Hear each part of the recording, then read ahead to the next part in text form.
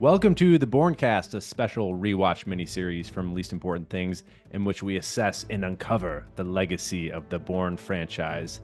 With me, as always, is my friend and asset, Mike Wynn. Welcome, Mike. How are you? Feeling extra borny. You're feeling it? Feeling borny. You're feeling Bourney? Well, Mike, today we have a new asset called out into the field. Jim Hargrove, welcome back to the pod.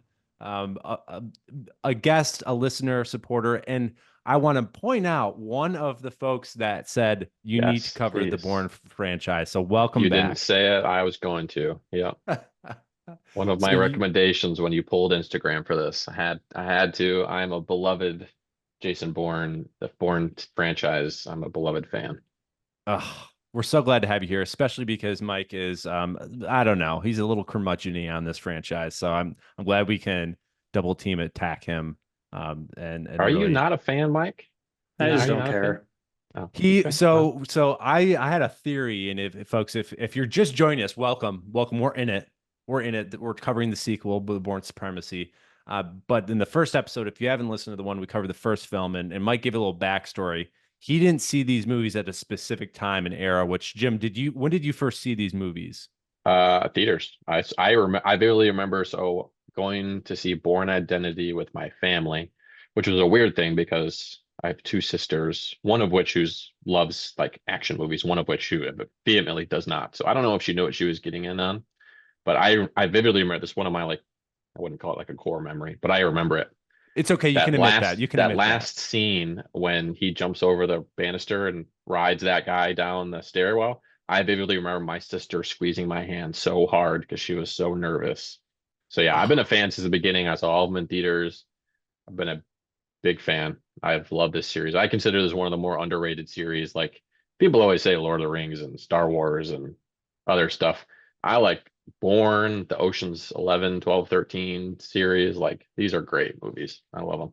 agreed. Jim, I think we're very similar. Where like this franchise, the Ocean franchise, was like super core at a very Yep. specific time. I also Yep. love that you went as a family. Like that's a theme here. Is like if the Only the families are first. all in, it's like, but like Yeah. that is part of it. And I don't think Mike had that. And Bah humbug. it's what well, but you've come through. We're here together, friends, listeners, viewers. We're here together to talk about the Tell you Bourne what, the Supremacy. best thing that these movies have going for them is that they are short, baby. Oh, baby. Oh, gosh. That's just like another sweet surprise. We'll get into it when we get into overall thoughts. But like, I mean, if there's a cherry on top of that, oh, it is easy to watch. I mean, it is, you can, a flight to Florida you'll get there and you'll be happy. So, all right, we got to step into our first category, which, speaking of runtime, I don't know if this is like, we're going to have to get rid of this category, but we're going to move on to Mike's nap check-in. This is a category where we check in to see if Mike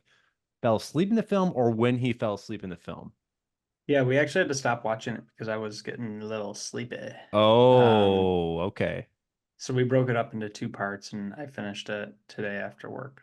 Good. So what part did you like start to get a little sleepy in? Like The oh 45? the it's precisely when he takes the harpoon gun and like uses that to like catch the bridge, underside of the bridge, Oh yeah, yeah. The chase, running and from the Berlin police. that's actually a good place to stop. So that was smart. Okay, our next category, next section of the pod is where I read the back of the VHS or the back of the DVD.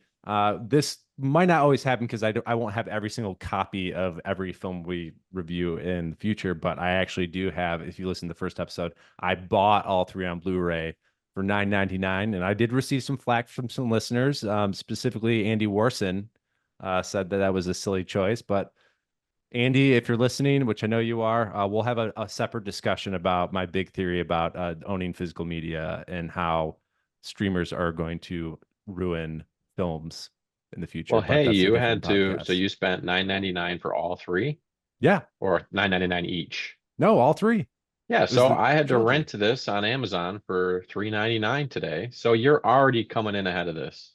I'm making money essentially at You this are, point. yes. I Yep. think I think Bree's partner should probably just take a step back and just let us live our lives. Thank you, Breeze partner. Okay, ready for the back of the VHS/DVD description? Here we go. They should have left him alone. Academy Award winner Matt Damon is back as expert assassin Jason Bourne in this stunning non-stop action hit. Fueled by awesome fight scenes and some of the most breathtaking chase sequences ever filmed, it's a state-of-the-art espionage thriller that explodes into action and never lets up. I think that's pretty good. State of the art, breathtaking, explodes into action, never lets up, awesome fight scenes. Yeah, AI couldn't write that. That is your back of the VHS description. All right, friends, we're gonna move into some background stuff about this movie, and boy, oh boy, there's a lot of cool background stuff about this movie. You know, speaking of buying a DVD, one of the things we've lost with streaming is features on the DVD, behind the scenes features, and I got to watch a lot of the behind the scenes stuff that will help in this background stuff. So another plug for physical media if you needed it. All right, friends, The Bourne Supremacy was released on July 23rd, 2004. That weekend, you could have seen, what do you think, guys? July of 2004, what had been in theaters that month, June, July of 2004? What could have you seen? I looked it Only up. well, I see it sitting right in front of me. Only two of my favorite movies. Two of your favorite movies? Oh yeah, Wow. so shameless plug for Letterboxd, J Hargrove 5. I have a list of the movies I can watch over and over and over again and never get sick of them. So Dodgeball, True Underdog Story, naturally is on there, as is I, Robot. I love both of those movies. And thinking now in my 31-year-old body, if you were to say pick a movie to see in theaters this weekend with Bourne Supremacy, I, Robot, and Dodgeball, I don't know what I'd pick. Oh, that is a good Three triad. golden movies. It's incredible. Yeah. So your letterbox, great follow, friends. If you want a great follow, Jim has he's a movie savant. He's watching movies all the time, and it's fun. Like where I think if you follow me on Letterbox, it's Luke H. Ferris. But I don't know if you run into this, Jim, where you have like a run of movies where maybe you watch alone and then you have one that you watch with your wife. And it's always really fun when you follow friends and you're like, I think that was you're watching with your wife Yeah. at that You point. did not pick this movie. Yeah. You guys still write on Letterboxd, both of you? Yeah, Mike, get on Yeah. it. Get on there. I never write reviews, but I log every movie I watch. I give it a Which I score. appreciate because I'm always really curious because you rate it too with that, and sometimes when you don't have context, I just am like, ooh, what's Yeah, Jim I rate doing all here? my movies. I'm a feel like I I'm a do. fairly generous rater. It takes a lot to get me to go below even 2 stars. I don't know How if many I'm stars just is that out of? 5. 5. Okay, I do this, but I do it at IMDb. I rate all my movies on IMDb. Oh man, you got to go to Letterboxd. Yeah, that's way too No, corporate. IMDb's Watch got lists, 10 social No, media. stars. You get can out see of what here, Luke and I are Mike. watching. IMDb. Oh, come on, Mike. Uh, we'll get you over there. We'll get you over there. But like Yeah, Jim so said, spoiler alert for the end when we were to give our final that's thoughts on this. I already know what Luke I Ferris already know what rated Jim I Bourne saw Supremacy. today. I do have to be transparent. I did see your rating today, which will be fun to talk about. But Jim, you are right. Anchorman, Dodgeball. You didn't say The Notebook. I thought maybe The Notebook would be one of your other Oh, favorites. yeah. Yeah. I mean, I could watch it. I could, yeah, Yeah, sure. you've seen it. Anchorman, I don't know. Will Ferrell and me don't get along. I don't Yeah, love I get it. Anchorman. The I Notebook's get it. good. Notebook. I have better chick flicks I go to than The Notebook. A Cinderella Story was also out at that point. Hilary Duff. King Arthur, which is kind of a interesting action movie, historical action movie, and then Spider-Man 2. So it's the trend here. We had Bourne Identity and Spider-Man 1 came out in 2002, and then Spider-Man 2 and Bourne Supremacy came out in 2004. And then the best movie of those trilogies came out on the same day. Bourne Supremacy and Spider-Man 2. In my opinion, the best of the series. Sorry. Yeah. I'm Get sorry, ahead of wait, myself. wait, just back. I mean, we're jumping ahead a bit, but you think this was the best movie in this series? My statement stands. All right, Mike, hold fast. Hold on. Hold Yeah, on. we'll get there. We'll get there. We'll get there. Let's get some more background stuff. It was shot on location. This is great because you're trying to figure out things when you're doing research. It's very obvious. It's shot on location where the movie said it's shot on location, which is another just thing I love. Shot on location, India, Moscow, Berlin. Moscow was a huge deal. We'll get in. I have a few more facts about that later, but it was a huge deal to convince the studio to shoot in Moscow, which has aged pretty well, which might be we'll talk about that later. And Do you then know Merlin, if they went to Naples too for just that one scene, or do you think they faked that? that one, no, I don't think so. They probably shot that in Germany, maybe. And then I think when they pick up Nikki, it's supposed to be Amsterdam, but they shot that also in Germany. Okay. The budget, we didn't talk about the budget for Identity, Mike, but the budget for Supremacy was 75 million, made domestically 176 million, worldwide 290. Compare that to Identity, was budget of 60,000, made 121 million, domestically, worldwide 214 million. So pretty $75 million fair. in 2004. That's a big budget.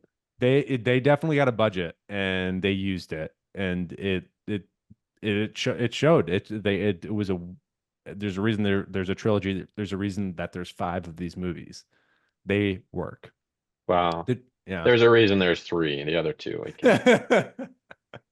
The director is Paul Greengrass. Really interesting if you do the research on him. He's done a ton of stuff afterwards. Obviously, he's partnered with Matt Damon before and been a part of this franchise. But prior to, he was more of an independent director. He did one film which I haven't seen, which is going to go on my watch list after rewatching Supremacy, is Bloody Sunday, which is about Bloody Sunday that happened in Derry in the 80s. And he shot this film with a documentary style, handheld cameras, and the producers really liked that style and they thought it would work well with Bourne. But he wasn't a household name prior to this movie, which is really interesting because they kind of did the same thing with the first Bourne.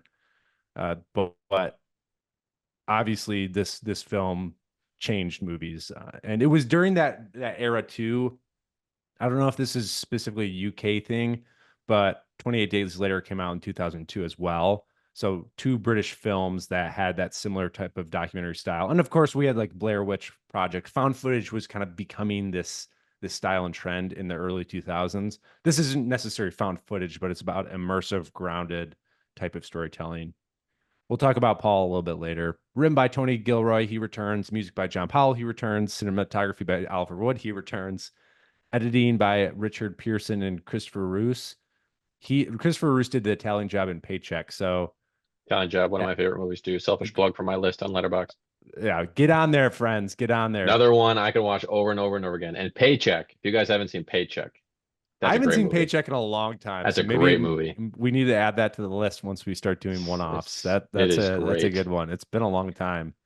Stunt and fighting coordinator. So we have a stunt coordinator, Dan Bradley. He was on Spider-Man 2, Independence Day, Jackass the movie, tons of stuff. And then Jeff Imada, who was on the first movie doing the fighting. So stunts and fighting. Jeff Imada did Daredevil, Gone in 60 Seconds, Fight Club. So a lot of the same cast or crew returns. Executive producer Frank Marshall returns. So just the cream of the crop here with this franchise.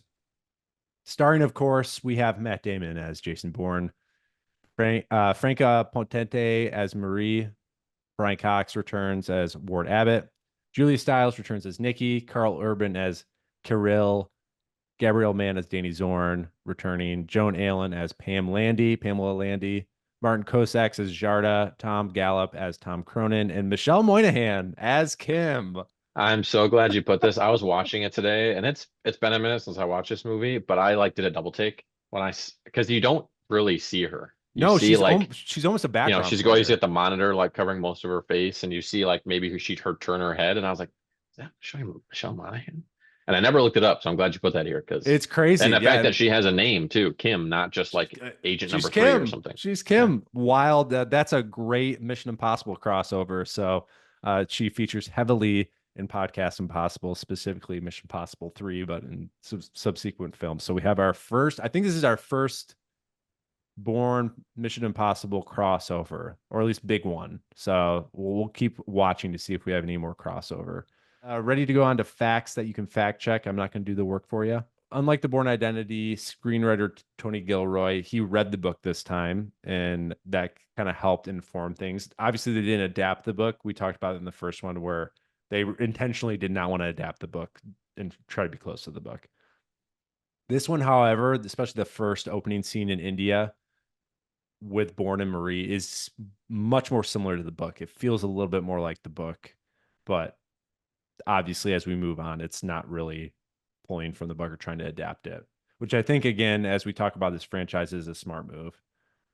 Again, I mentioned Paul Greengrass, but Frank Marshall was really the person who saw Bloody Sunday and said, "Hey, we like this guy. He doesn't really come from action, but we think it would fit well with this grounded foundation that they had from the first film," which I think is really cool to see applied. Obviously, we know now that it was a great choice, but back then you don't know. Like that could have been a huge risk, especially giving someone that huge of a budget. I think it's pretty awesome. And in the behind the scenes, Greengrass talks about how he wants this film to look.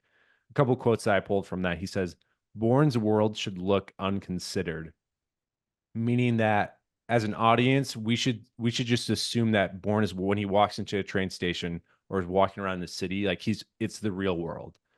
He's not affecting, it's not set up for this action scene. It's not produced for this action scene. It feels grounded, feels gritty. We think about like I love the Bond franchise. I think we all enjoyed Bond. I watched a couple this weekend. A lot of times when Bond walks into a room, it's fantastical, it's beautiful, it's a beautiful hotel or casino or loft space or there's style part of it. Greengrass really wanted to do the opposite. Like he wanted to people with normal clothes have it be grounded, kind of gritty and raw. And then another thing that I think informs this movie is quote action that exhibits intelligence. So it's pairing action and intelligence in everything that Jason does. I think it's really cool. No, Mike says no, but we'll talk about it later. Maybe they decided for the car chase scene that they weren't going to consider intelligence. We have a high standard on the pod. And of course, making the camera part of the action, shooting a lot with handheld, spontaneous look, all enhanced from the first movie. But this is really where Greengrass, I think, cements the look of the franchise, which I think is pretty cool. In the fight scene, the rolled up magazine was not really planned. Jeff Amado, who I mentioned was the fight coordinator, he said, quote, "I would go around after set and see how it was dressed and get an idea of what would be lying around and how we could use it as a weapon. I came up with the idea of using a rolled up magazine and had to convince a few people that would actually be a functional weapon. I had to demonstrate it by rolling up and hitting it on the table to show how hard the impact would be. And Matt Damon and Martin Kozak verified that the magazine would actually hurt because they'd be hitting each other in the arm before takes and would actually get bruises from it. So magazine isn't a weapon. If you need some self-defense, it's a tip. And I don't know if modern magazines are thick enough. I mean, we're talking, 2004, like the golden era, end of magazine era. So they're probably much thicker, have better, stronger print. But if you ever need some self-defense, rolled up magazine does work. As we mentioned, Matt Damon jumped off the bridge in Berlin. He was attached to a crane with like a cord. That was it. So he actually jumped off the bridge, which I think is really cool because you can see that in the movie and it feels raw. In early drafts of the script, Kirill was known as Mock Bourne, which I think feels pretty true. Mike, do you know what type of car the taxi that Bourne drove? It was a Volga 3110. Yeah, never would and have they gotten went that. through 10 of those in the So it's a filming. car that's stronger than any other car in that chase. It's But we'll very talk about that strong. later. They picked that specifically that it was a Russian-made car that could just handle anything. So they went through 10 of those and then 6 of those brand new Mercedes, which that was a big deal at those times. Those Mercedes were that look and feel, I think was a pretty new car. I'm not a car guy, but we kind of, I think the like Kardashians drive those now, but those back in 2004, they were a big deal. They invented something called the Go Mobile for this movie, where essentially if I'm driving the car, for those watching on YouTube, and you're seeing me drive the car, essentially what is behind the camera is this big rig with a driver that's driving it. So I might be driving the car, look like I'm driving the car, but I'm really not. But they're able to shoot 360 degrees around me as an actor. So there's a big piece of technology that we kind of now it's synonymous with action movies. Like watch every action movie after this movie, and especially in car chase scenes, it's very obvious what they can do. It's kind of we're used to it now, but back then it was a huge deal to be able to have the camera shooting from almost where the pedals are up at Bourne's face to get it on the side all around him to feel like you're actually in the movie in the car with Jason Bourne. So it's pretty cool. This is the biggest shoots, one of the biggest shoots ever in Moscow. At that point, they had never shot at that scale U.S. production in Moscow like that. And I don't know, I'm trying to think of another movie that has sense. I know is that Rogue Nation. We have that huge Mission Impossible scene, but I don't believe they shot that actually in Moscow. No, I think that was a practical effect they did actually of the Kremlin Yeah. blowing They up. leveled Oh, the you know that Kremlin? was. Wow, I they forgot built that that they fast. did. Yeah, they did. They let Tom Cruise blow that up. I forgot. And then the last one is Brian Cox and Joan Allen previously were working together in Manhunter, which I haven't seen. So I might have to Oh, put here's that on another the list. Moscow one. What about a Castaway? Wasn't Tom Hanks in Moscow when he leave from Moscow? Oh, that's right. I don't know why that popped in my head. I Wow. don't know if that's practical or if they They actually CGI'd went to that. Moscow. They might have back then. They might have back then. It was harder to fake back then that you're in a different country if you're actually like shooting on location. All right, friends, that's the facts that you can fact check. I'm not Air going to do the Force work One for was you. shot in Moscow. Air Force One, that to have a big action scene like that, I don't think there was a huge action scene in Air Force One. I don't know. I mean, they were in the air most of that movie. But yeah, not a very friendly place right now for Hollywood productions, I don't think. So it Dark is a Side of rare the treat to see Moon. it. All right, friends, let's move on to overall thoughts. We're gonna give our overall thoughts, our OTs on the movie. I've been talking a lot, so Mike, let's lead us off. What are your overall thoughts for the Bourne Supremacy? I mean, like, cool, good movie. I Thank thought it you. was That was fun. really Short, insightful. sweet, to the point. Yeah, it I don't have a ton of overall thoughts. I'm kind of glad they killed Marie. Um, she was just kind of like baggage. So that was like refreshing to start the movie that way. Um, Refreshing. It's meant to be like the crux around which this movie turns. And you're like, yeah, it was pretty refreshing. They killed off his Really nice girlfriend. that I they just, killed off. Killed yeah, her off. I don't know. She was so annoying in the last movie. I mean, I get it. It provides motivation. Yeah. I mean, I really liked Matt Damon in this movie better than in The Identity, but I think I had more fun with The Identity. Interesting. More fun. How so? It just kind of felt like more of a puzzle. Okay, more of a caper. That's fair because this is definitely just a straight up raw action. Like Also, as soon as he leaves India, I mean, at the car chase in India, it's I full throttle. to this day, like it's not like I haven't uh paid attention to this movie since it was released or whatever. But like to this day, I still don't understand what the supremacy part is. It was the title of the book. That's No, the only yeah, reason. I get that, but like, why? That's a great question because Yeah. So you know what? Strike against the film, He's to be just that honest. good. he's He's supreme. supreme. And then he He gets is even The supreme. better titles and are he supposed becomes to mean ultimate. something. He's ultimate. You know, I haven't read the second book, so I'll read the second book and let you know if there is a reason for the title. Okay, Jim, let's liven things up a little bit. What are your All right. overall thoughts in this movie? Rewatching this movie, you're a huge fan of the franchise, big Love part of it. your life. Rewatching it, how did you feel? Love it. Still love it. It's one of, in my opinion, Jason Bourne as a spy assassin person. I mean, he does it with nothing, right? Which makes it Mm. more fun. Like James Bond has his quirky gadgets. Like Jack Bauer has his satchel of things that he pulls out and saves the day. Um, he does it Sydney with Bristow nothing. from Alias has, Right, she. right, exactly. Yeah, like yes, yes, you worked Alias into this. Like the scene from, well, which we can talk about is maybe the least important scene when he beats the guy with the magazine. From that to like hanging up on Pamela Landy, though you're standing right next to her. Like that is like the greatest 15 minutes of like spydom of like do it yourself, no nonsense, like calls the hotels, calls the, figures out where she is. Like that's just like using a Phone resource. So books. yes, so that side of it, I just love it. It's like a resourceful guy. That's like the action meets intelligence, right? Like he's so smart. He's smarter than everybody. He's gonna work his way out of this, and he can figure out where she is through all of these. Yeah, I just love it. It's great. So I love these movies. These came out, around when 24 was taking off, and people were always like Jack Bauer, Jack Bauer, Jack Bauer, and I'm like Jason Bourne, baby. Jason Bourne Jason will take Bourne. Jack Bauer 10 times out of 10.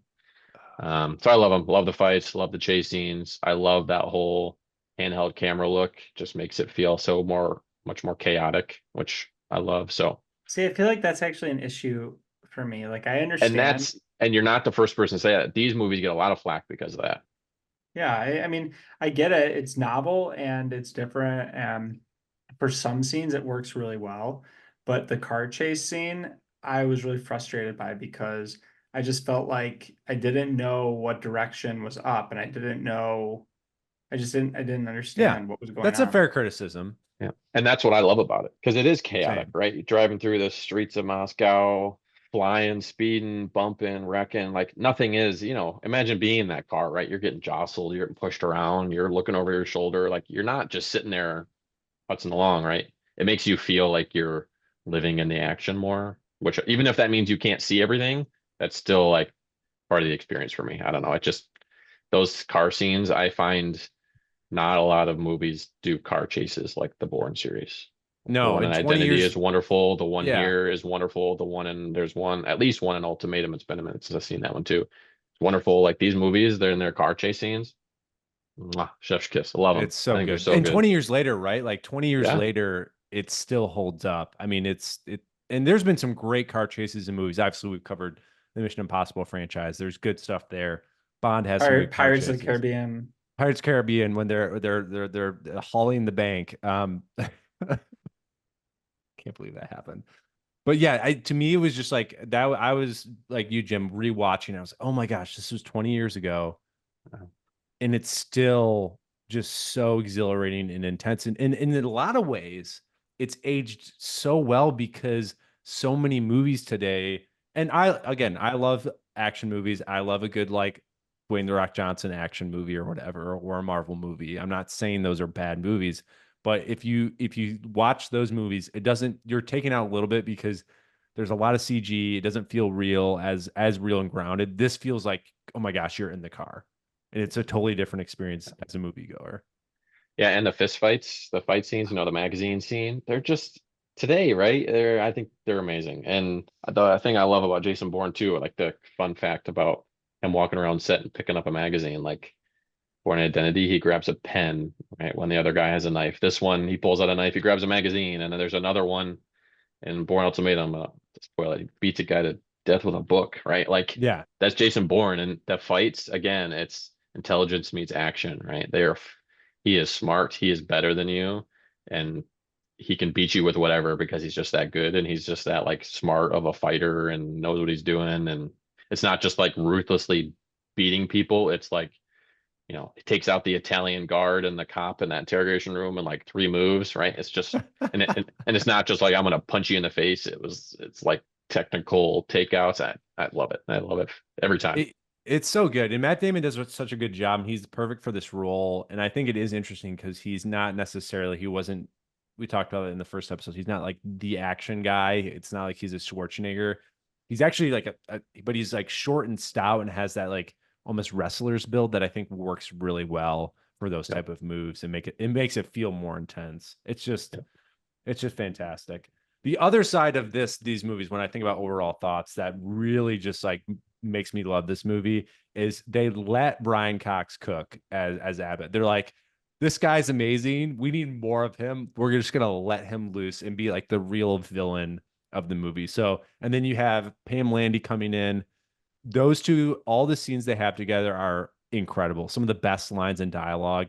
I'm biased. I love a good like CIA office, thriller type of thing. So I think this is great because you have such good action, you have great character drama, and then you have this, organizational government CIA operative kind of battle happening in the background.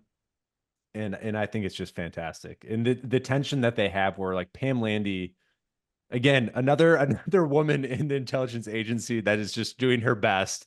Immediately, her boss, like the first time you hear her talk to her boss, he's like, "Oh, Pam, whatever. Like, you want to Here Treadstone, she is really? again Here complaining, we asking for go." more. And she just has to sort through the mud, and it's like her motivation. And I think it's actually it's an understated motivation in rewatching this, seeing her and how intense she is. She's like, my operation got screwed up. People died on my watch. I'm motivated to figure this out, and all these bureaucrats are trying to like be lazy and cover their own asses. And like, I'm not going to stop. She's just intense as Jason, and that's why her and Jason connect almost, because Jason's intensity of trying to figure, one, get revenge and figure out why Marie died, but also to reconcile and redeem himself by apologizing. And then her motivation to figure out what happened and why her crew member was killed, and her intensity and ruthlessness is very similar to Jason. And I think that's why they pair well. Yeah, and I wonder what the whole, her against a bunch of dudes. Watching it this time, that's not something I thought of previously, but she goes in and asks for upgraded security clearance, and he just like gives it to her. And part of me wonders, like, all right, I'll give it to you so you can fail, right? Like, so I can be Right. done with you. Like, I'm done with you asking. You're pesky and a go-getter. I'm done with you. Like, I'll just give you what you want so you fall on your face. He It's does kind of give it to her with a little snark, He like, does. He does. And I think it defines a lot of what she's trying to do, and definitely a traditional man's world in CIA operatives and kind of the old guard of what, especially with Brian Cox's character as Abbott, is the ultimate old guard. Another thing I want to bring up for overall thoughts. I think some people maybe disagree with this, but I think Carl Urban as our villain, assassin, is as the heavy, is incredible. Like, he doesn't have a lot of lines. Obviously, he was very hot right now, coming off of Lord of the Rings, playing Éomer. But I think he plays great, and he has an intensity, and he's not like this big ripped, like, but again, Bond villain type of guy, which I do love for those films. But he feels like they mentioned almost like uh, a a Russian born, and I think it's really a good pairing to have him throughout the movie, kind of the person who killed Marie that is just there, and we're always seeing him as he's trying to essentially help Abbott cover up stuff and have help I guess, the Russian oil guy, Roman Abramovich, essentially. So I think he was great in that. Okay, I want to bring up a subject. When we did Podcast of the Caribbean, Mythbusters came into play when we were talking about specifically when they were going underwater. In the first movie, they flipped the boat. Were they able to scientifically do that? Mike and I had an argument about, well, on Mythbusters, they said you couldn't do it, blah, blah, blah. Became this huge social media thing. We don't want to get into it, but when Marie gets shot, obviously the Land Rover goes into the water. Now, in my perception, Mythbusters did a full episode on this. I want to talk about the accuracy of the car crashing into the river and what actually happens. So Bourne goes to the back of the car to get an air pocket. That is true. That is accurate. You can do that. Yep. The windows were open, so that's another thing that would be different. But he would not be able to get open the car door. I don't know about that, Mike. Maybe you can, because the window, typically when the window is rolled up, the pressure of the water is too hard and you can't open the door. But with the window open, would he be It able has to to? do with pressure differential between inside the car and outside of the car. So when you have to wait for there to be equilibrium between the inside and outside of the car. The Bourne And equilibrium. typically that only happens when the car is fully submerged at the bottom. Right. It has to settle. Yeah. But I But if think your in this windows case, are with the open, windows open, the yeah, equilibrium comes faster. It right. comes So I don't faster. think him Okay. opening that door is far-fetched, nor the difficulty at which he has to open it. I don't think it's far-fetched. Okay. Right. Yeah. I felt Because like it was pretty accurate. it's not that it's not that he can't open the door. It's just that it would require an immense amount of force to overcome the pressure that the water is pushing on the door. And the car is already like fully submerged with water. So like, Yeah. yeah, it's not surprising. Unfortunately, it's a moot point because Marie is dead. She So- did. I do have to say, Bourne is immune to water. I think it was a big mistake to just make sure, like, to leave without seeing Bourne's body, because he is obviously immune to water and actually gets stronger as he rises from water. Yeah, that was in my least spy move category. Okay, we'll get that. We'll get Uh, there. I can I'm elaborate just on more that surprised more. that he was like able to keep his eyes open underwater for Yeah, that long. especially this isn't stereotypical. I think this is pretty accurate. A river in India usually doesn't have a lot of clarity. Yeah. Especially, I don't know if it was the rainy season, but that probably doesn't have a lot of clarity. Okay, last overall thoughts I want to break down. Jim, when we rewatched the first movie, we really talked about how awesome Nikki is as a character, not only as a character, but as a governmental employee, in all the work that she does and how much she was carrying for that whole operation. So we learned a little bit more about Nikki and what she was actually doing. So her cover when she was in Paris, she was an American student in Paris. She worked on logistics and mental health of the agents, and she was Bourne's contact in Paris. So we learned a little bit more of her backstory, and it's even more impressive the amount of work she did with the Right. lack of Yeah, resources. she's seriously just not staffed for this. She's not staffed, and I do have to say, like, I don't know if it doesn't take me out of it, but when they show her in quote unquote Amsterdam, and she's like coming from a cafe, and she's got that beautiful Julia Stiles like Hollywood smile, like she's having a beautiful day, getting a coffee, hanging out with friends. Like we don't know if she's probably not in the service. It doesn't seem like that. And then Abbott's character just comes out of a car and she's immediately like, "Oh no, not this again." So sad. I feel bad for her. I feel bad. I feel bad for Nikki. But she's not understand. She's not staffed She's for it. not staffed for this. She's not staffed for it. All right, friends. Luke, or not Luke, Jim, do you know what we're referencing when we say that? Not She's not staff for staffed this. for this. Yeah. No, is that a reference? In the first movie, she has this great line. And if Luke has any good editing skills, he'll fit it into the podcast here in post. But she says on the phone to, like, what was the villain's name in the first movie? What was the guy's name? Well, the main guy is Conklin. Conklin. He says something to her like, "You need to get this done" or whatever, and she's like, "I'm not staffed for this." Oh yeah, I do kind of And it's remember just that. kind of like this Yeah. throwaway line. Like I'm honestly I kind of believe it was improvised. Although we have no confirmation of We that. don't have. Oh yeah, we got to get Julia on the pod, then we can confirm. I really want to make merch of that and have it on coffee Yeah. mugs and a T-shirt. I think the mugs would work well. Just make it very look corporate Not looking. staffed for Not staffed for this. this. Very applicable. I really do think mugs would sell so well. So good. I love it. All right, we're moving on to our newest category, Leasties and Besties. Are you guys ready for some Leasties and Besties? Okay, the first one, which is a fun one. Least competent government employee. Least competent government employee. There's some good ones. I'm gonna roll off a couple that come to mind. We have Danny Zorn. Oh, Danny. Disagree. Danny, Disagree. who betrayed his old boss Conklin to get him killed, is now loyal to Abbott. Uh, there's an But argument that critically thinks, he solves the does puzzle, he does realizes there's solve the, gaps, but he gets doesn't killed for it, he didn't but realize that his boss could be a subject. just So picked the wrong guy to talk to and his went boss was alone this. with him. Yeah, I know.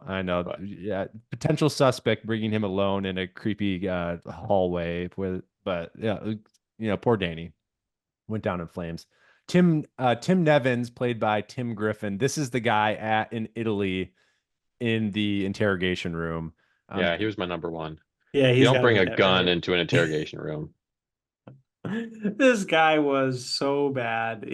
It's such a great character though. I absolutely love it. The best part is like when they asked him if he was new, and he's like, "No, I've been doing this for like 4 years." It's one of the it's one there's not a lot of comedy in this movie, but that is one of the fairly comedic scenes. Also, shout out to Tim Griffin. He's from Chicago. He's in everything. That dude is in so much stuff. I don't know. Gotta I'm give gonna him a look up shout his out. A lot of filmography. television, but he's in a lot. And then I also threw out Marshall, who is the head CIA boss that we mentioned, that was just completely ignoring Treadstone in this whole conspiracy that's happening because he really doesn't even care. He can't be bothered. He's like, well, we're doing this Treadstone thing again. No one wants to talk about it. Let's just move it on. He a total bureaucrat and just could not be bothered. But we think Tim Nevin's definitely probably the least competent. Yeah, he takes the cake. It's tough to No, top him. it's not close. It's really rough when you go into interrogation room with a gun versus Jason Bourne and you get really close to him and try to harass him. And sit on a desk and try to man up to him and say, well, Gonna we're not gonna but you are gonna play ball. It's like, oh man. So American. You can play ball with Yeah. me. That's great. All right, let's go on to least spy move. This is the least spy move. This is the spy move that doesn't make sense out of context in the movie, or maybe doesn't really fit. So we have watching the car get pulled out of the river for Jason. I don't know if this is a spy move, but I think he lingers a little too long. I think in that location. That's a little But bit that of a was stretch. refreshing. It was very refreshing.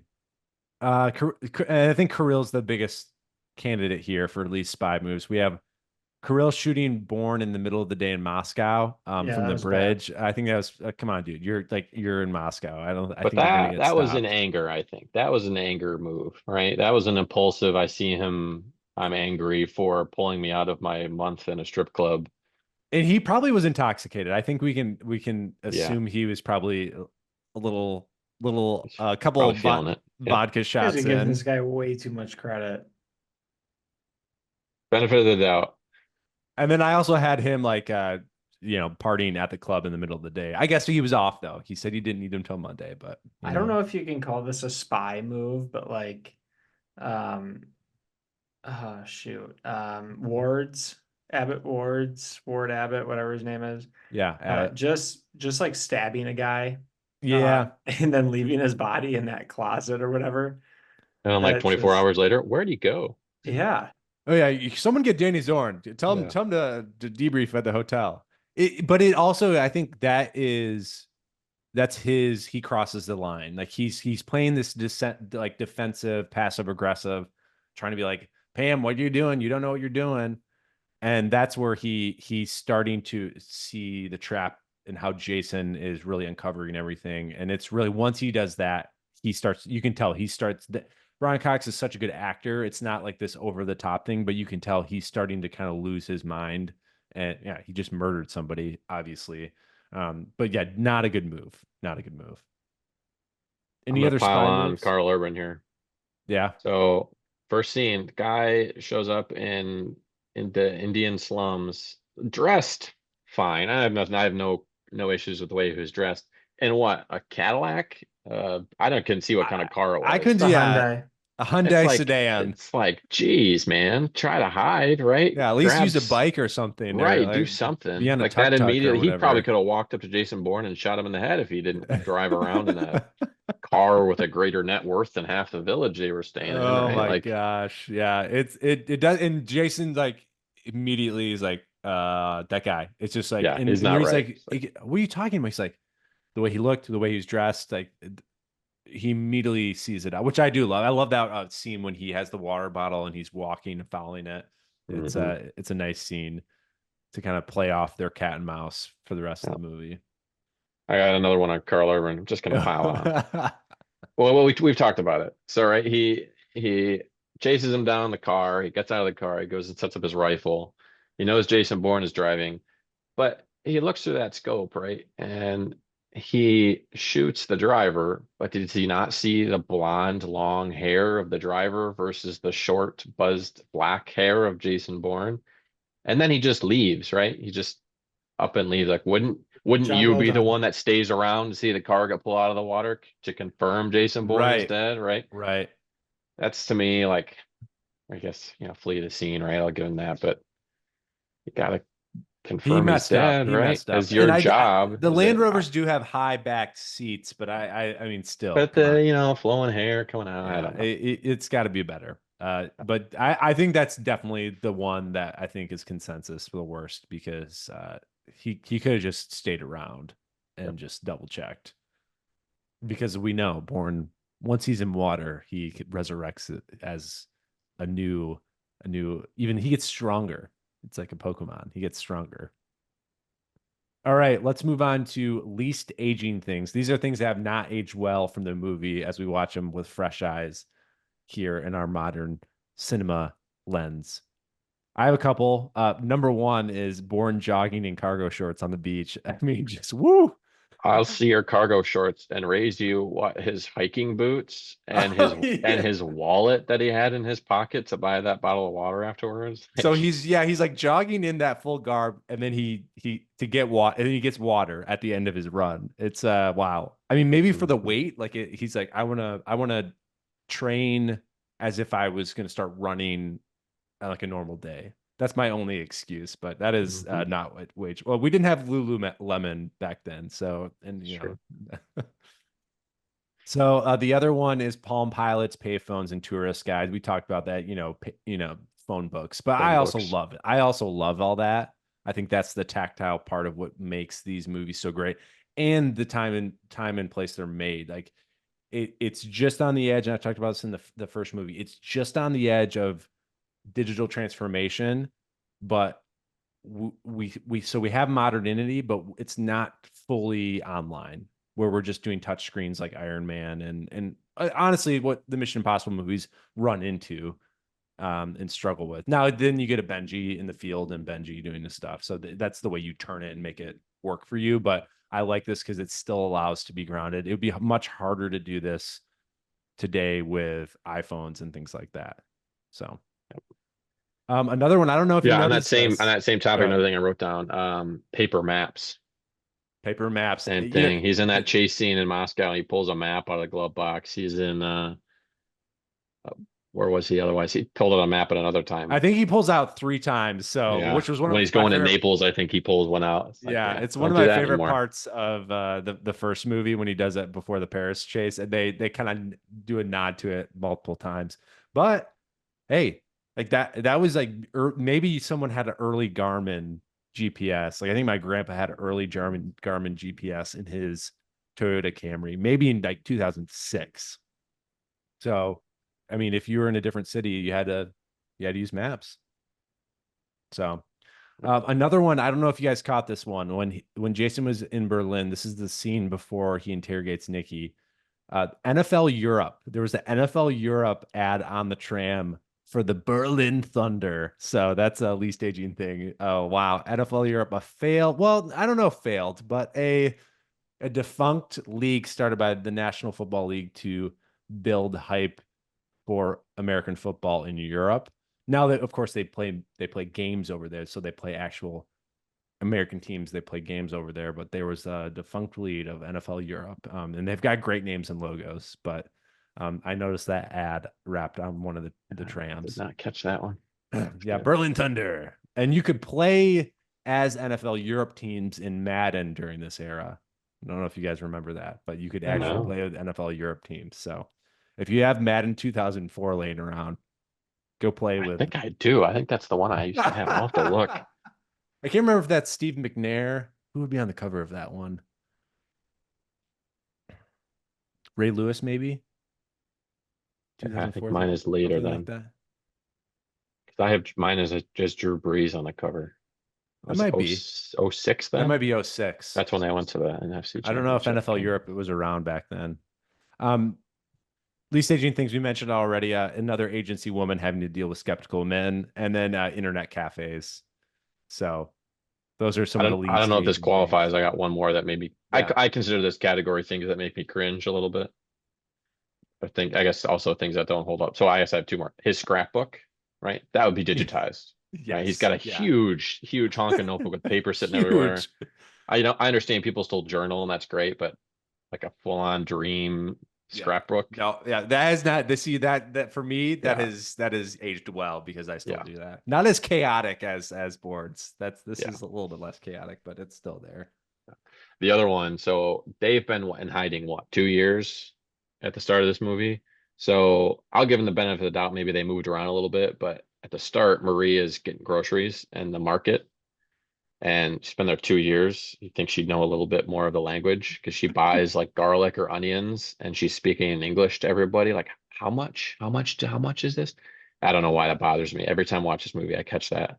It's like you've been Interesting. here how long? Like in the age of Google Translate and other things, like you would have figured the It language out is, by yeah, now. looking back. And it's hard to know. We don't really get any of that information. We don't know if they've been there for how long, have they lived in different places? Because obviously when Jason finds her, it's in Greece and Yeah. she runs a motor. Like I didn't even know what they were doing for money because they have a house on the beach. I mean, it probably was, I mean, not Jason crazy spy money, expensive. right? I guess the spy money goes a long way when you're living in Yep. those places. So I think for me it's the jogging in cargo shorts on the beach. That's just it's like whoa, are we gonna listen to some Dave Matthews and play some hacky Yeah, sack? there's really no excuse for that one, right? Like everything else, paper maps, the pay phone, the phone book, Like that's all of the times. There is no excuse to him being in like uh, non-running shoes and cargo shorts with a wallet in his pocket. There's no excuse for that. if he had ankle weights, I would get it or like something like that because it would be oh he's Hmm. training. No, it's just I just got a couple car I got cargo shorts. Yeah, just go for a Hmm. run. Yeah. It's so funny. All right, least important character and least important scene. I'm going to combine these two. I don't know if you guys have other suggestions for for these categories, but to me, they're kind of as one. As much as I love this fight, the Jarda fight, who's the last other Treadstone assassin going off against Jason. It's in Munich, so it's on the way to Berlin, and it just is the one thing that like logically in the movie just doesn't need to be in there, but at the same point, it's one of the coolest scenes. So it's really hard to like analyze that. I don't know what you guys think. Yeah, I'm with you. I, I Good could live scene. without. Yeah. Add an extra fight scene, confirmation about Treadstone being done, but he could have figured that out other ways too, right? It didn't enhance what he was going to, it didn't change what he was going to do next, right? He was always going to continue on into Berlin and find Pamela Landy, right? It didn't Yeah, change much there, but it was a great fight such a and good fight. great spy move with the magazine and the gas and the toaster. Come on. Love it. Another practical explosion. That was a big deal. Yeah. I've seen They that behind the scenes where they yank them, with the bungee cords, have them yeah, get the spinning away from the house. yanked the guys, blew it up. Yeah. It's really a great scene, but probably not the most important to the story. I do like a Marton Koskas who played Jarda. He's a great character actor. He's been in a lot of stuff. Yeah. But and it's a great scene because Jason knows like Jason's not messing around. Like has him with the zip tie, try to pull it with his mouth. And I love the way he like walks towards him, Jason, when he's doing it. Like, fine, you got me, but let's play a little bit, right? Like yeah, it is a little bit of a this dance. isn't anything, right? Yeah, this is cute, you know. so good. Ugh. All right, let's move on to the besties. Best government employee. We got a lot of government employees. We could have like yeah, Kim Michelle Moynihan. She seemed pretty good. All of Pam's crew is really good. I think Pam Landy, and then I also really like her number two, Tom Cronin. Just a great guy. I love how his scene is like he just walks into her office and leans back and it's like, tell me, I don't even what are you remember thinking? that guy. He's just her number two, her Pam's number two. He's just kind of Okay. around. I really like him. I think he's very supportive. He's an ally. He loves Pam. He's loyal to Pam. And he's efficient. What do you guys think, though? Pam Landy, it's pretty tough to beat Yeah, that's her. the only answer, right? Yeah, Yeah, she's she's the only competent one. Yeah, I mean Brian Cox's character, right? I guess he's a best is maybe not the superlative I'd use, but you know, he's he's he's been doing it gotten for where 30 he's years. gotten where he's gotten for being good at what he does, right? He's a dirty scoundrel, but I guess he He's qualifies, right? Does the dirty work. He does. He definitely does the dirty work. Okay, best spy move, aka savviest spy move. Thanks to Andy Warson for giving us another way to say that. So best spy move, aka savviest spy move. I have Jim. You already mentioned it, but the hotel call to figure out Pam's identity. That whole sequence Telling it, is it's like a 10-minute sequence incredible. from the magazine to calling her on the rooftop and saying, should be easy. She's standing right next to you. Like that is just beautiful spy work. It's I don't know. so good. Doing it with nothing, no gadgets. I mean, even well, I guess he has that little cell phone duplicator when he gets arrested and he beats the Italian Yeah, interrogator. But that's like his only thing, right? And I guess he whips a license plate out of nowhere. But Like that from that whole sequence is just like It's spy work, incredible, man. especially the phones with he gets Pam's number at the hotel. No, he calls her, so she's picking up, and then it calls the front desk so he can see the room number come up Yep. on the phone at the front desk, so he knows the phone number, and then he goes up, watches her come out of the room, so he knows her identity, then follows her to their headquarters in Berlin. It's just and of course, like, it kind of seems boring when I say it, but the way it's shot, the way it's cut, everything about this movie is exciting and interesting. Even like Pam, when she like gets the files out and reads them, which I'll talk about, it's like that's exciting because the way it's shot, it feels engaging in your face. A couple that I had is the face to face during a protest. I think that's just smart, and you see that in a lot of other movies too. But I think Bourne is kind of one of the pioneering of that. And then the vodka disinfectant, I really appreciate that. And they use it as a weapon and a disinfectant in Russia. I mean, that's pretty spot on. Any other savvy spy moves? I got a couple more. So that's not really a savvy spy move as much as it is just job well done. The shot that killed Marie, well done, man. Yeah. Moving truck shooting through the vehicle, headshot on a bridge, all the pressure, clean, right? Refreshing, right, Mike? Yes. Really refreshing. Took a nice sip of water after that one, and just kind of let out a nice You're like, sigh. so glad she's Ah, gone. It's I also funny will say, oh God, because he follow he has it's such a good shot, and then he blows it. It's all about the follow through. He doesn't have the yep, discipline that yep. Jason has. Yeah, the other one I have, which doesn't really qualify as a spy move, and maybe it's a knock on the movie, and I did allude to this earlier.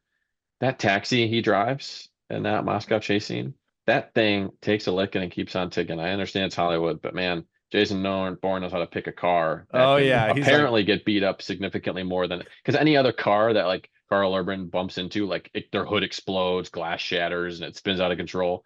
Jason Bourne's just puttering along with a dented fender, right? Like, it's those old sturdy Russian vehicles, Cold War vehicles. Like, they're yeah, meant to last forever, built out of steel. Ugh, yeah. strong.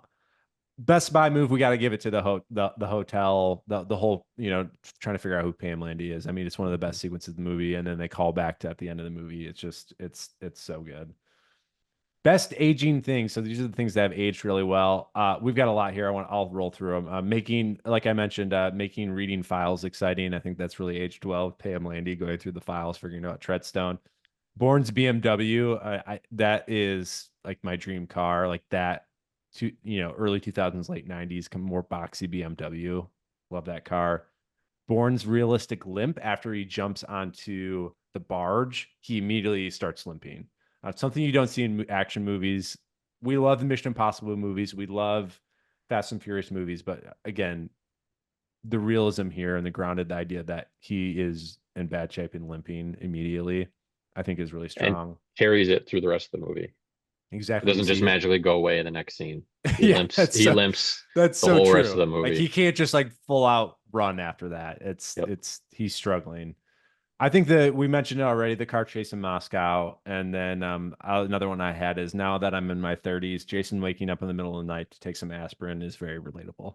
So that's aged well, as I I've felt this. aged. do I you felt the actually same way do when he. that? Yeah, at the start of the movie, when he wakes up, No. Do you do that? yes, of course, Mike. Come on. I've never had to wake up in the middle of Oh, the night and take painkillers. ugh. It's just the I'm already. body. I already don't go through the night, sleep through the night. I got to get up and Yeah. go pee, man. I can't even You make it gotta through the gotta night. pee in the middle of the night. You're like, oh, Yeah, I I'm got a getting You old. headache. guys are It's so just pop some old. Tylenol. It also helps that my 1-year-old wakes me up at about 4:30 every morning, so I guess that Well, comes yeah, I with don't it. have But that.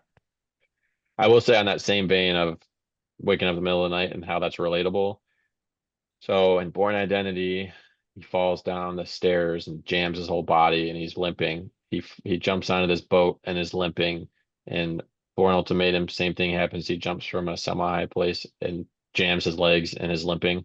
I can't do that anymore. I'm old. Yeah. I can't jump. I can't do what I Yeah, used to I do. sleep the wrong way. My back hurts for 3 days. I get it. I can't jump off a high place either. Anything else you have for best aging things, guys? That's all I had. That's What's our consensus? The car chase, or does Mike doesn't agree? The car chase is a little too. I'm not in on the car chase. I don't know. I like the limp.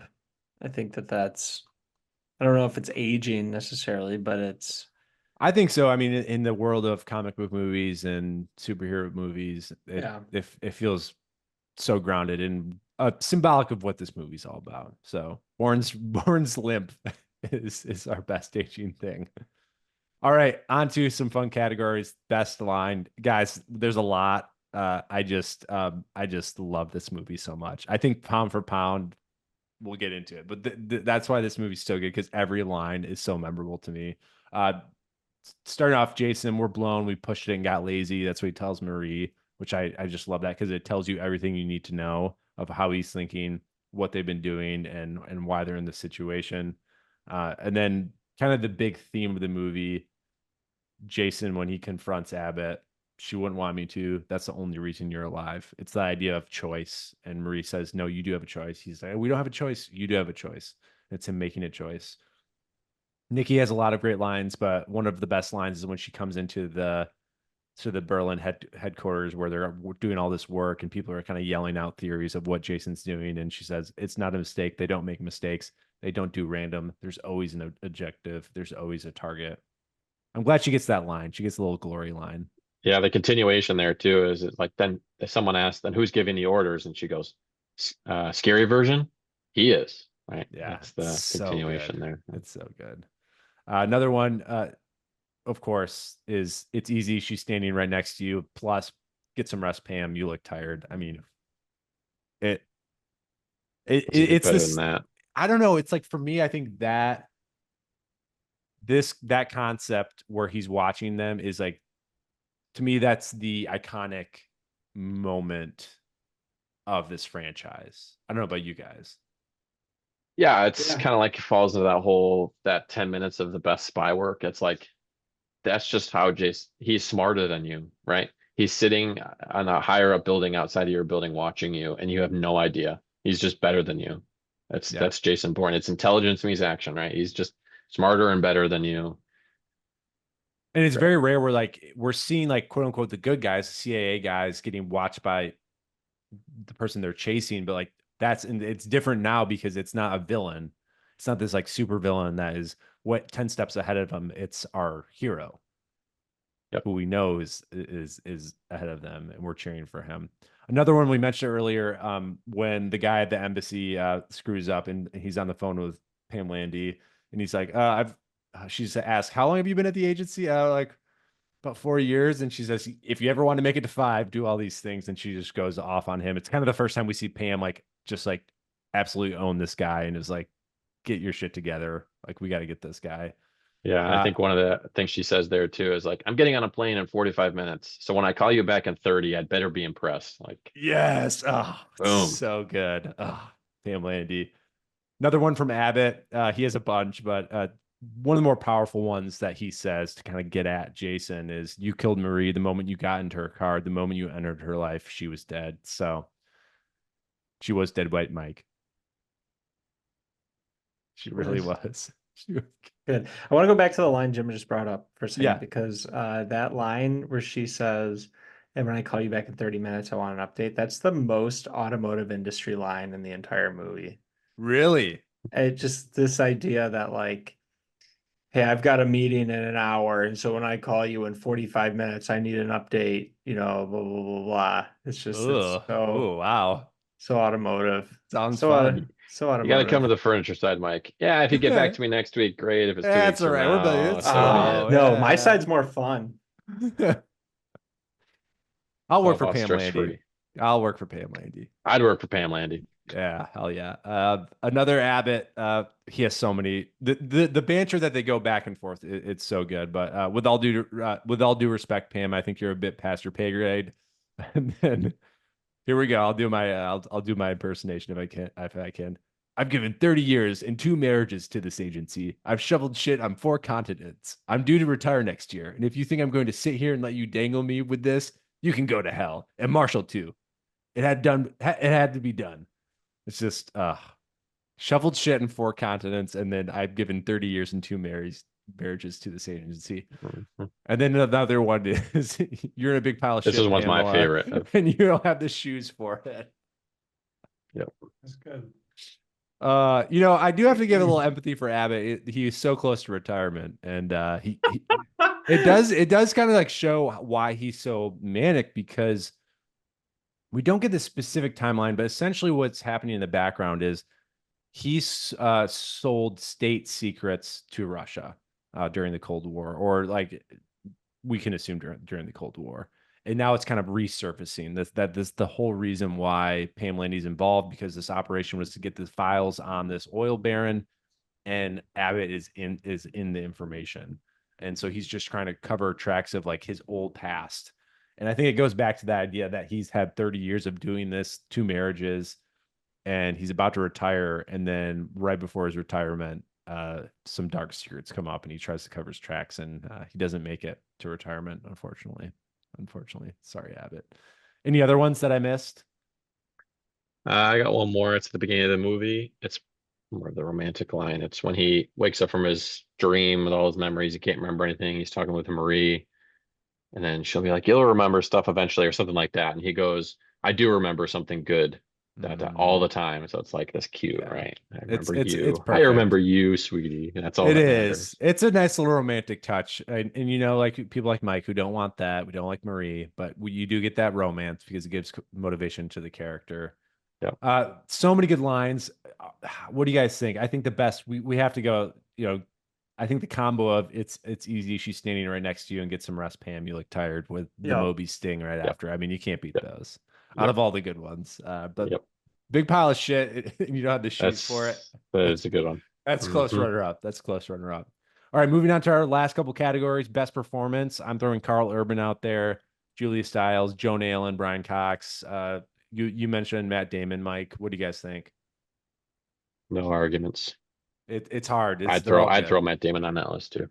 Yeah, it's hard to beat. All these guys I think did really good. I think it's Brian Cox.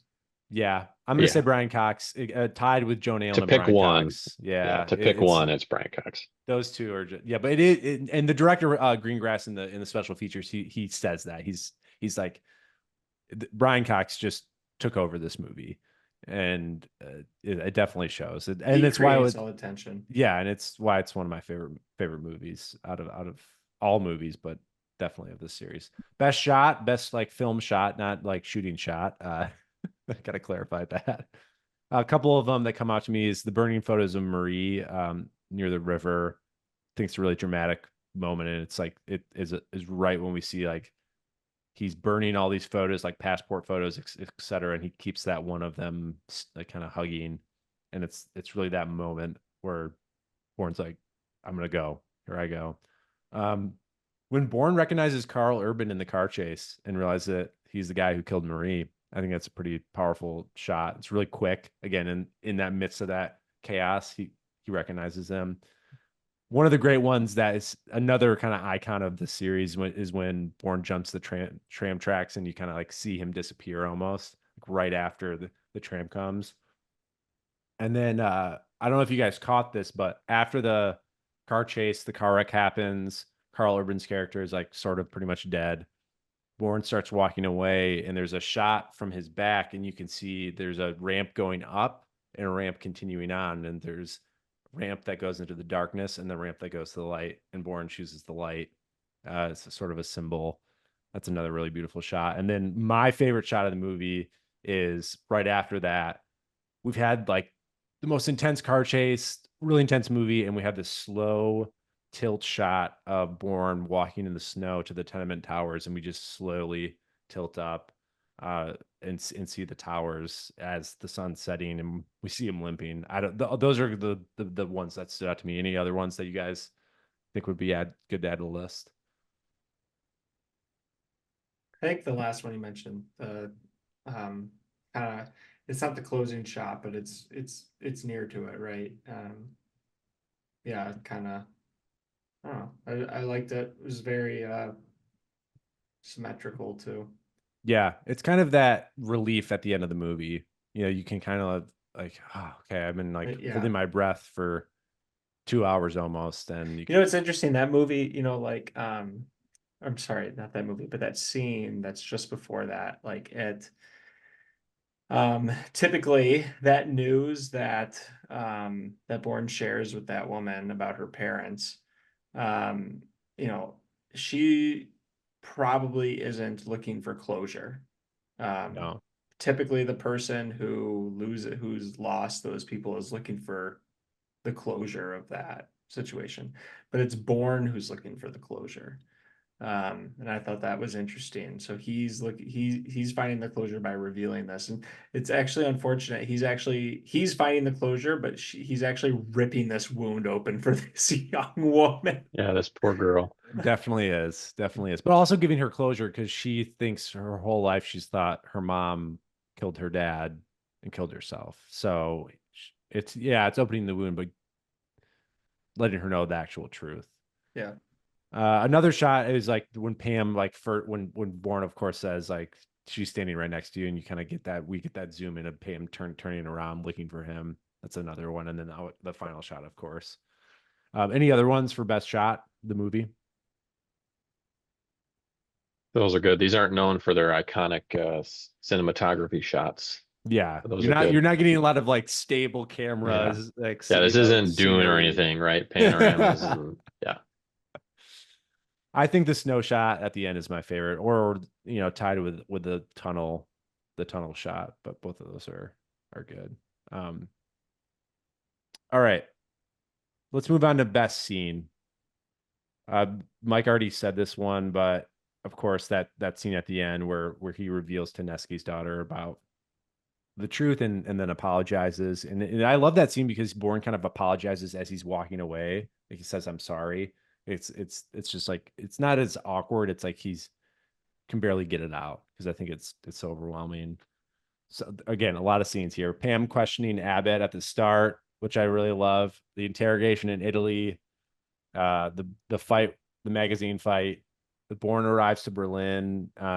Like that whole scene we talked about, Jim, with from the magazine to standing right next to you.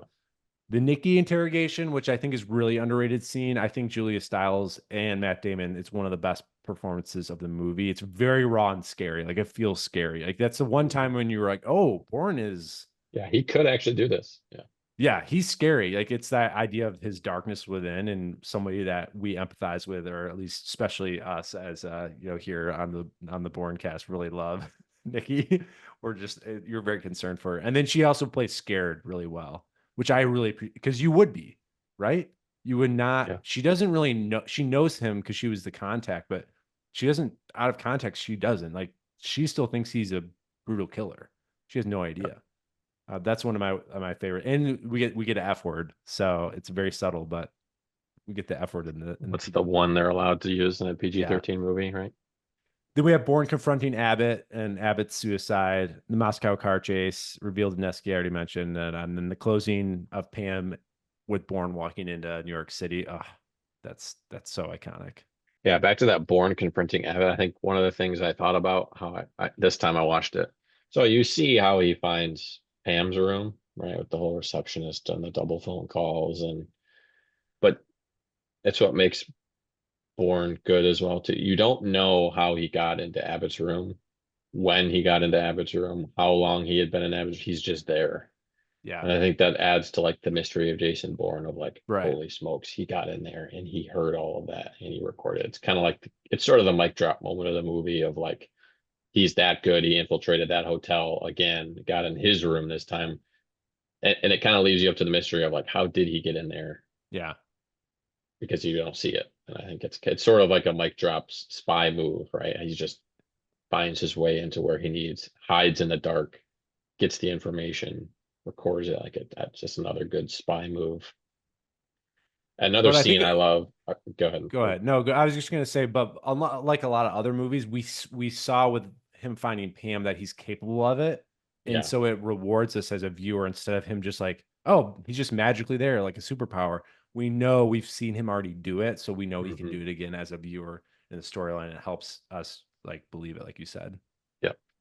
I also love, and I love this about the whole series too. In particular, Bourne Identity, Bourne Supremacy. I love the flashback, like hazy memory scenes, like the way Yeah, the that's so movie true. starts. Because some movies, I feel like they're too clear, and these ones, it is so jumbled, right? You get like a fraction of a second scene, a sign of a building. You see raindrops in the window. You see flashing lights. You see a word that someone says to you. You see part of someone's face. You see someone walking through a hotel lobby, right? You just see like these really quick, super jumbled how he would experience it. And it feels like, wow, yeah, this is what the heck is going on here, right? It's hard to necessarily put the puzzles or the pieces of the puzzle together. Whereas other movies, I feel like they kind of give it to you, right? It's the Yeah, flashback. Here's what he's experiencing. This is still like a jumbled mess. And I always love it because it just makes you feel like you're experiencing what he's experiencing because it is kind of like overwhelming to right. catch everything that they show. yeah, it's the definition of the whole like the whole series. Like you're in Jason's head, and in his head, it's very complicated. Yeah, and then they have that whole. Then they kind of show what actually happens in that he Yep. was meant to assassinate this politician to help cover up the oil baron that Abbott's involved in, and essentially, and that's why he gets mad at Nikki because he says, "I know I was there, Nikki," which is another great line. I Yep. know it was there, but it Yep. was off the books because it was to help cover up for Abbott, and he Yep. has to kill the wife because the wife wasn't supposed to be there, and it's pretty brutal still. But I think you're right. I think I like that flashback aspect. It's Yeah, and they get less like that as you go on. Like the first one is super, you have no idea what's going on. But then the last one where he basically visualizes himself killing both of them, it's like you can tell all the pieces are coming together and he understands in his own mind what he did. Like it's a more clear memory than it is just fragments. right. I think that's really good too. And I think it even continues into the next movie where things even get clearer into the next one where you Yes. see whole scenes of things he Yes. remembers, not just Yeah. like a couple seconds that jump between. It's like whole scene. So it's throughout the whole movie. I think they do, or series, That's they do a true. great It's like job. it's a complete arc. Like as Jason is remembering things, the flashbacks become more clear and more just longer scenes, like you said. I think that's I'd never noted like thought about that, but it's super clear once you watch them in sequence. All right, best scene. I don't even know if I can pick one, to be honest. I don't know if I can I pick a think it's best the scene. easy. She's standing right next to you. It's got to be That right. dialogue. It's It's kind of the peak of the movie. It's or the magazine fight. I love any yeah, fight scene in these movies. yeah. It's so good. We have to do it. All right, friends. Those are the besties and leasties. On to rating this movie. Okay, the first we're doing it out of treadstones. So out of 5 treadstones, Jim. How would you rate this movie? Mike and I rated the first one, Born Identity. I think we rated it 4, both 4 treadstones. Or you said 3.5, Mike. I believe you said 3.5. I usually write Okay. this down. We're really organized here. So for the Born Supremacy, Jim, out of 0 to 5 treadstones, what do you rate this movie? That's a 5 stones. That's 5 stones. I love it. 5 treadstones for 5 Jim. treadstones. It's going to be 5 treadstones for me as well. I rewatching this movie, I remembered why I watched it so many times as a kid. This is the one I've seen the most, and rewatching it again, I just was floored that 20 years later, this movie is not only stands the test of time, is one of the best action movies I've ever seen. I think we've talked about it that if you didn't have these movies, you wouldn't have the Daniel Craig Bournes, you wouldn't have John Wick. You could argue we wouldn't have the modern Mission Impossible movies. I don't No. know. I mean, Tom Cruise is Tom Cruise, but I think this really changed action movies and is so important and underrated. Like you said at the start, Jim, I think this is an underrated series because it impacted so much and they're Yep, so good. yep. All right, Mike, out of 5 treadstones, what do you All rate right, this? Mike, bring our average down. I Yeah, know you're going to. Like 3.5. 3.5. Like he started, just yeah, it happened. It happened. I don't know, guys. It's an okay movie. It's good, cool. It was fun, but the superlatives, I'm sorry, they're not there. I don't Oh, share they're that. there. They're there. They're rich. They're deep. They're The countless. I'm guys were worried because talking- if we couldn't convince you for this movie, I don't know if we're going to convince you with Ultimatum, because the shaky cam gets revved up in I know, Ultimatum. I've seen Ultimatum. That's their backstory. Mike saw Ultimatum in theaters, and I think it was the first one you ever saw. That might be true. Oh, But it's probably a confusing experience. but I stayed out of the best scene discussion because you guys were talking about it, and I was just like, I don't know that any scenes really stand out to me in this movie. Unbelievable. This is critic. Oh my insane thing to gosh. say. I don't But think hold any on, hold scene on. stands out to me. Any scenes in a We spy literally, action the thriller best didn't scenes stand out. were the entire That movie. car chase, come on. Yeah, that's the biggest issue I have with the movie is the car chase. Oh, so good. I So what's your issue with the car chase? it's just His not, invincible car? yeah, and I mean, so much like the shaky cam, I think prevents you from really understanding what's going on. And I Yeah, but you're understand, okay, meant to be immersed. supposed to be immersed in in the blah, blah, blah. It's like, Yeah, no, you're just I a don't. shaky cam hater. That's where all Yeah, he this does hatred's not like coming the from. shaky cam. That's not exactly true because there's other movies with shaky cam that I'm cool with, but um, what I mean when I say nothing stands out, I'm like the floor of this movie is high, but I don't think the ceiling is. It's all high. It's all vibes. It's all high to me. It's all high to vibes. me. So I think baseline, this movie is pretty darn good. It doesn't have a lot of dull points. It's tight. It's a solid movie. You know, I'm cool with all that. I don't really have a ton of issues. I mean, the car scene, obviously, I've criticized it, but there's nothing really in the movie that makes me go, wow. Jim, I have nothing to say. I mean, can't. I just can't believe that's I- something coming out of your mouth. Yeah, I know. Yeah. I give all Okay. three of these movies 5 treadstones. Spoiler alert for the episodes. So- I give so- 5 to Bourne Identity, 5 for Bourne Supremacy, 5 for Bourne Ultimatum. It's only in the Bourne Legacy and Jason Bourne where I drop a little bit, but Yeah, these I'm worried three- if these three watch are Mike gold. Yeah. he'll love the fourth and fifth one. Yeah. Have you seen the fourth and fifth one, Mike? No, I haven't. I haven't seen the fifth Okay. one, so I haven't seen the Legacy Okay. sequel. Well, I don't want to spoil it. Yeah, I don't want yeah. to change the topic of this. Yeah, well, podcast. we gotta end on a positive. I'll give you a disclaimer after this, Mike, for the Okay. Bourne Legacy. Mike, I know there's something that we can all come together on and that we can agree. This has a runtime of 1 hour and 49 minutes. God bless America. That is the perfect time to watch a movie. I know, you know, Jim's a dad. We all have responsibilities. To watch that good of a movie in 1 hour 49, under 2 hours. Oh, I mean, especially coming off the Pirate franchise where we had bloated 2.5 hour epics, which is a different kind of experience. But it's what makes this movie. It's gritty, it's raw, it's fast, it's innovative and engaging the whole time, and it's just a thrill ride. And it's just a bang average movie. False. It is false. Well, let's wrap it up there with on that disappointment. Let's wrap it up there. Jim, where can people find you? You mentioned Letterbox. Can you say your name again on Letterbox? J Hargrove 5. J Hargrove 5 on Letterbox. I'm at Letterboxd at Luke H. Ferris. You can find Least Important Things wherever on socials, at Least Important Things TikTok, at Luke H. Ferris Instagram, leastimportantthings.com. Subscribe, share this with your friends. You can watch this on YouTube version at Least Important Things.